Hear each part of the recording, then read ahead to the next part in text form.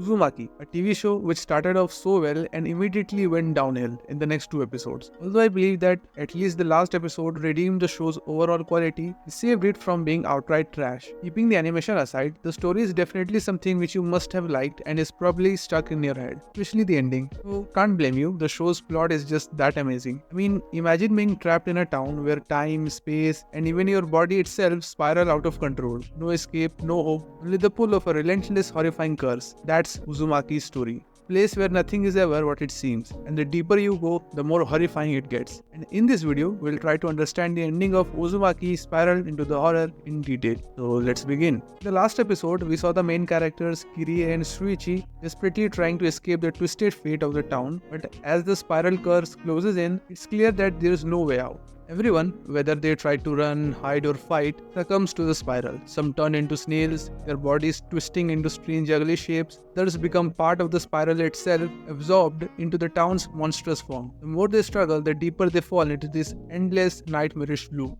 Kirie and Shuichi try to escape through the mountains, but the curse won't let them go. They return to the same spot over and over again, as if the town itself is twisted into one giant spiral, looping them back into the center of it all. When they came back again to the same spot, time has passed without them knowing, and they find the townspeople have almost completed this horrifying reconstruction, turning the entire town into a massive spiral. At this point, there is no escaping what's coming. It's not just a town that's cursed, the very landscape itself has become part of the spiral spool. I guess at this point, even Google Maps would tap out. Then Shuichi tries to explain what this spiral curse could be. We'll get to it in detail later. Then as the entire town got connected, basically when the reconstruction of the entire town as a spiral was finished, then everybody inside those houses vanished like nobody ever existed there before. Well, all of them went inside Dragonfly Pond, into the ruins. As they go ahead, Kirie and Shuichi discover the Dragonfly Pond. This place isn't just a mysterious part of the landscape, it holds the key to the entire curse. Within the pond are stairs leading deep underground to the heart of the spiral. They all wondered who built it, so it was likely Kirie's father, as the last thing he said before disappearing that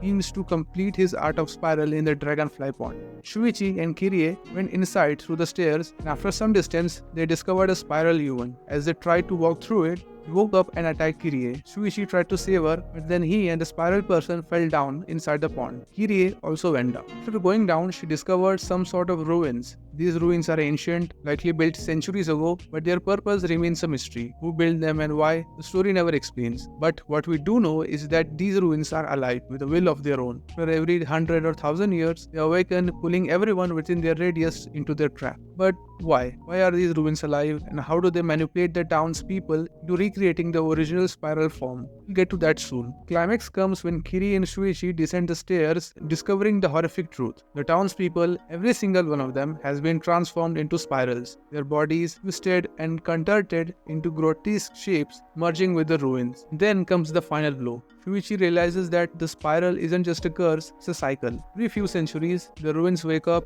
drawing humans in to rebuild the spiral town, only to vanish once again. The spiral consumes everyone, only to repeat itself after centuries of peace. It's as if the ruins have their own life force, feeding off the people trapped within its cursed boundaries. As Shuichi explains this horrifying truth, he admits he no longer has the strength to continue. He tells Kirie to keep going without him. But in a final act of loyalty and love, Kirie refuses. She decides to stay with him, even if it means becoming part of the spiral herself. And here the story ends. So I know, there is a lot of confusion, like what exactly is this spiral curse, what are the ruins, what happens after the curse is complete. Let's break it down one by one. Talking about the spiral ruins, they were definitely built centuries ago. Now, who built them and why, that's not explained, but the ruins were somehow alive. The town was built within their entire radius. Initially, it was just a spiral structure, including the ruins beneath, but over time, the structure became worn down and diminished, and humans began to live there. For a while, everything was fine, but then the spiral ruins became active again, trapping everyone in their curse and reconstructing the entire structure, manipulating humans to rebuild it as it originally was. With time, the structure will perish again, humans will return, and everything will seem fine for a while until the spiral ruins awaken and the cycle repeats. As stated in the story, this happens every century. The way this curse works is definitely explained, but its origin is not. It's entirely left up to interpretation. If you have any theories, feel free to comment them below. So that's the ending of Uzumaki's spiral into the horror. The spiral curse isn't just about twisting bodies or spaces, it's a force that defies understanding, pulling everything into its chaotic cycle. And while we may never fully understand the origins of the curse, the emotional weight of Kirie and Shuichi's fate shows that even in the face of unimaginable horror, humanity endures till it sucks. Before you go, if you are curious about the world of Dandadan and its connection to yokai, check out my video on the Dandadan's yokai explanation under 5 minutes. You will see it pop up in the end screen. I've explained everything in detail. Thank you for watching.